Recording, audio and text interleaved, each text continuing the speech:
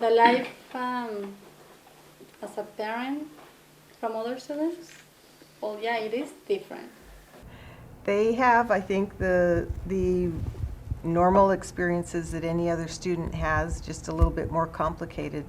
One of the things that always struck me was the struggles that I saw student parents dealing with. Do I have a lot of empathy for students who are also parents? Yes, I do.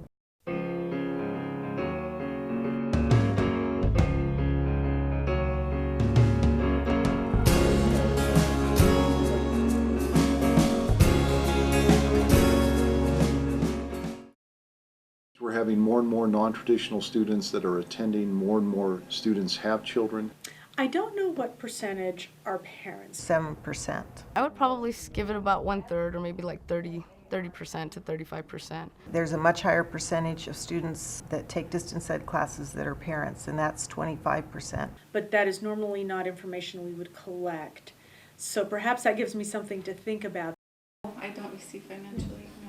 I received about $200 a semester to go to school for financial aid. Well, there's scholarships for students that are either single parents or students with children. Generally speaking, we're able to help them get independence and hopefully give them a little more financial aid than would be a student without a child that would be considered dependent. When we had a baby, it was kind of like having a scholarship. It's like getting a scholarship because my school got paid for. I got full Pell Grant, so I didn't have to take out student loans to go to school. They can receive about $3,500 per semester if they apply prior to March 1st. I got the full amount, so my school was paid for and I didn't have to take out a loan or anything. There's always resources out there that are available. You just got to go look for them. You got to search for them. Nothing's going to come to you. If you don't go out there and you don't look for it, then you're just going to be stuck. Yeah. Being stuck's not what you want. Especially having a child going to school. It's really hard to be a single parent and work and go to school, but it's definitely worth it. Being a parent and going to school, I think, is real key to being successful.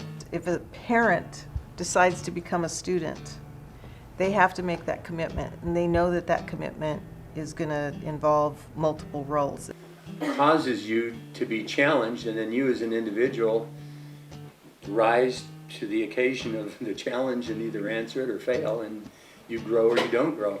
Students who are parents that come to school as well, I think that must be pretty difficult. I mean, I'm doing 18 hours right now. A lot of times I have to just not concentrate on one class and concentrate on another, and that's just with classes alone. I mean, with a baby, I don't know how I could do it. Sacrifice. We both sacrificed a lot. Sports, friends, Social life. My first thing that came to my head was finish school, because finishing school will allow me to provide more money or more for my child than a job at McDonald's.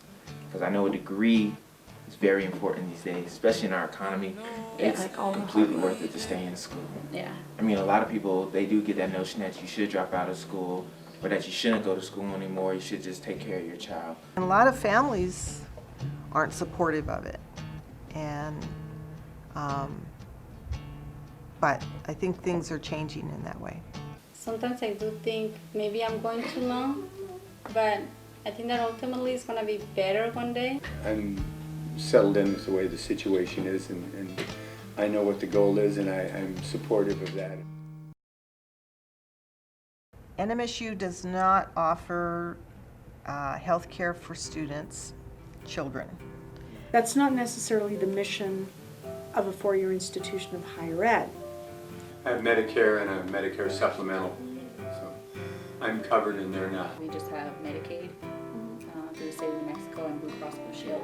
Part of why we don't offer the services is every one of the students at NMSU pay fees for the Student Health Center, so they pay for that. You pay for that. I knew they had it only based off of sports. When you're an athlete and you go to like the health center, they give you a referral. Like, the athletic center, they pay for all your stuff. I think as an institution, if there's a way to help support that, that would be wonderful, because again, the students who are parents can focus on their education School, when I like schedule to sit down and actually do homework, it doesn't always work out that way. I would see these student parents coming in with the same kinds of things. I'm struggling with my class because I'm not able to keep up with my homework. I think I probably cut them a bit of slack, certainly. If I know that their kids are out of school that day, I know it's harder for them to come to class. My feelings on extensions for assignments, missed classes, everything is itemized in the syllabus. I think regarding special treatment for students that are parents, that they should be allowed. They should be given some sort of leeway. If the teacher pushes back a date and the parents obviously plan around everything for the entire year like we do, like we have to push ourselves a little extra to turn in a paper a week early. I know they have to change everything in their routine in order to make sure that they get that paper in time. We're allowed to miss class, we're allowed to miss exams, as long as it's a family emergency, baby's your family. You should be able to have some sort of leeway. So that whatever's in the syllabus, if a student has a legitimate reason for a makeup for the syllabus, not only will I give them the makeup, they're entitled to it.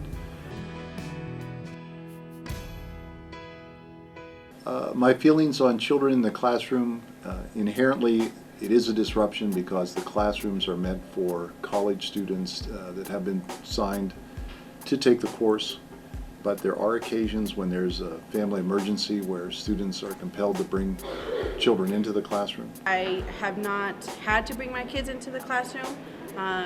I probably would my kids are a little louder, kind of rowdy, and I know that would be hard for the teacher to teach and them students to concentrate, so I've never had to resort to that. I've taken in a class before. I actually emailed my professors first to make sure it's okay with them. You know, I know everybody doesn't do that. So. Yeah, to my teachers. Not all your teachers will allow it. Some do allow it, and the ones that do allow it are very appreciated. Children aren't allowed at work, so I would assume it would be the same for class. The big policy that we have here is no children in the academic workplace. So that there is a policy that exists. But I also know that there are some faculty who will allow children in the classroom. I do have students who bring their kids to class. They almost always ask ahead of time. I don't ever just have parents just show up with kids, although every once in a while I do, and I don't mind that. I've never had a problem, really. I always felt funny asking professors. I don't remember a time when she's ever taken Haley to class. No, never. One of my graduate classes, a student had a baby and was out 1 week. She came back the next week and was sitting in the back of the class. It was a doctoral class, so there was maybe 8 students in the class. And she didn't even sit around the round table. She sat kind of in the back, and she nursed her baby. The baby didn't make any noise. We didn't hear it at all. And she was covered up, and the faculty member asked her to leave. I was standing outside to ask the teacher because I hadn't asked her before. And she was like, "Oh, this is your little one?" And I said, "Yeah, if she gets loud, I'll just come outside." And she goes, "Oh, I've been there. I totally understand." We wrote a letter to the faculty member in support of that student, but it was that person's prerogative to do that. The happy medium, I don't know where that is in terms of allowing children to be in the classroom or not. We do have to maintain policy and rules because of the setting and because of the potential for distraction both for the professors and for the other students. But that's a tough one because I also can see the struggles that students have had in having to make choices about what they do.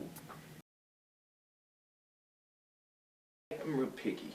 Yeah, about picky who is the takes word. care of our child. So I look for a program that doesn't have a lot of other kids, so he gets more attention. We haven't had to do anything with childcare or daycare.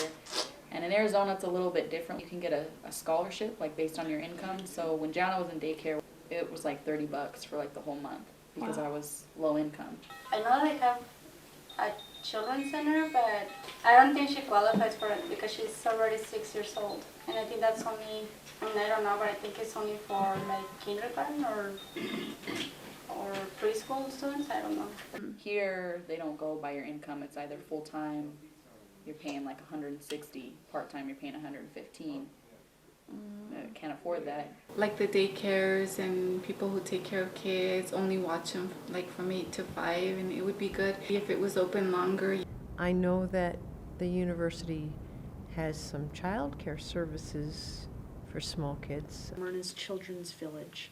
I'm Nancy Baptiste. I'm the director of Myrna's Children's Village, which is all of our early care and education programs on campus. In the NMSU School for Young Children, we really give priority to students. What greater opportunity to have and to be able to have their children in some kind of a program here as infants and through at least to the pre-K age. I never even thought. That's a real good thing. We're, delighted that we can offer this service. I don't see why we couldn't be noted for being a family-friendly institution. So we could also develop another aspect of it that is for students who are parents. We just feel that we really need to honor the needs of students on campus and help them out.